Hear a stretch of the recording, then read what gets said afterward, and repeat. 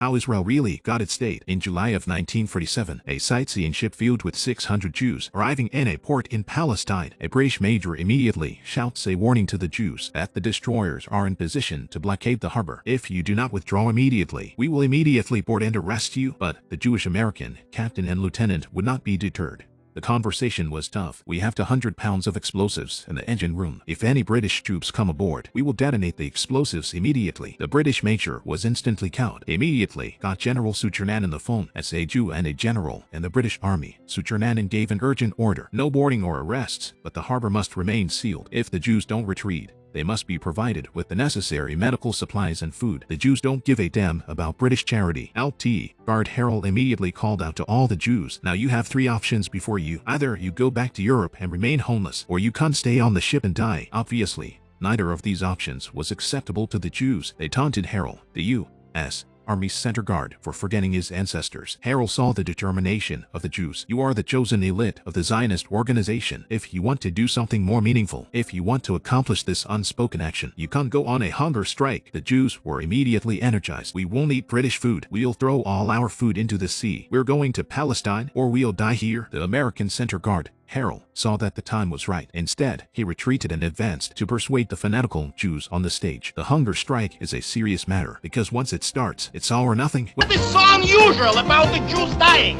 Is there anything new?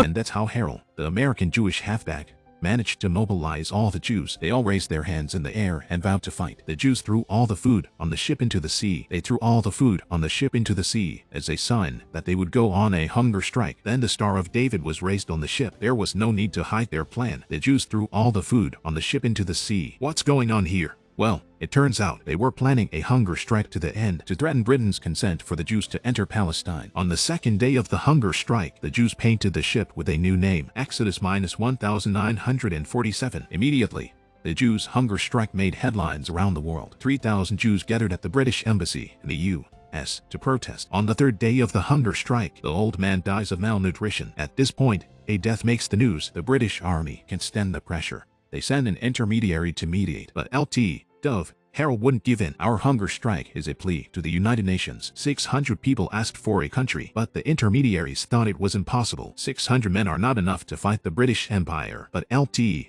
Harold asked the intermediary how many militiamen fired the first shots of American independence. 77 men. Our entire ship of 600 men had the same awakening. But the middleman still warns, even if you establish your own state, 500,000 Jews against 50 million Arabs, you can win. At that moment, two mothers with their children in their arms approached the center guard. They pleaded with him not to abandon Operation Desperado. They would rather die here than go back. The attitude of the Jews was clear. The intermediary could only return without success. He told General Suchernan exactly what had happened. Suchernan, because of his Jewish identity. Suyonom, because of his Jewish identity, decided to apply to the British for a transfer from his post. The British Army took advantage of the situation and called out to Exodus-1947 to allow Jews to enter Palestine. Passengers entered the port of Haifa. The Jews were in a state of euphoria, as if they were the greatest victors of the Second World War. Halfback Harold is their hero now. Narrator: the Jews enter the harbor without incident. There's a lot of noise and a lot of people. The Jews of the Zionist organization were welcomed. Their cohesion has never been greater. But the British, of course, did not stop there. They immediately arrested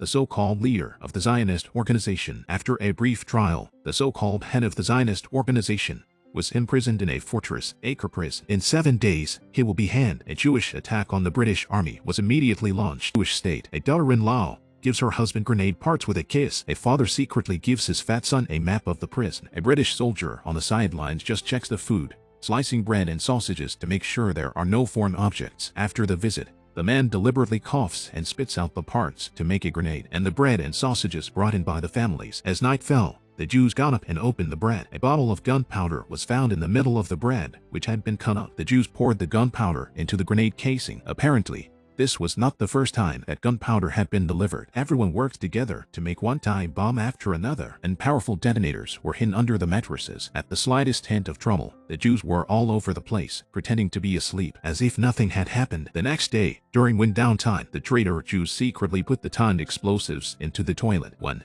The British soldiers went to the toilet at shift change. They instantly blew up the toilet in the duty room. All the Jews immediately rioted to get rid of the few British soldiers on the roof. Immediately blew up the iron gate on the top floor of the prison. They immediately blew up the big iron door on the top floor of the prison. The British soldiers were unable to withstand the attack and retreated, but the Jews outside the prison blew up their cars. As soon as the explosion was heard, Harel, the center guard, immediately hung the explosives outside the prison. The Jews inside the prison took out a string of dynamite, while Lt.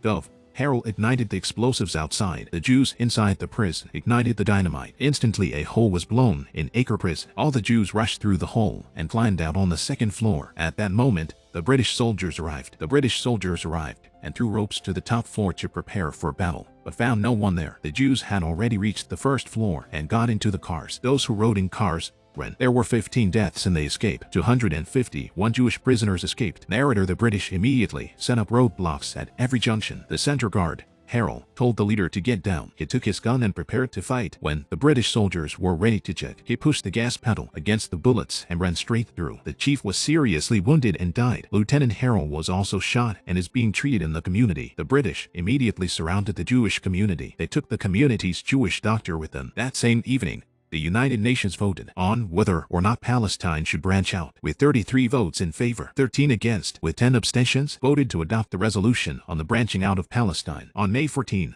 1948, a new and ancient nation, Israel, was born. The day after Israel declared its statehood, the armies of Egypt, Iraq, Lebanon, Syria, and Jordan, then members of the Arab League, entered Palestine, declaring a state of war against Israel. The First Middle East War broke out.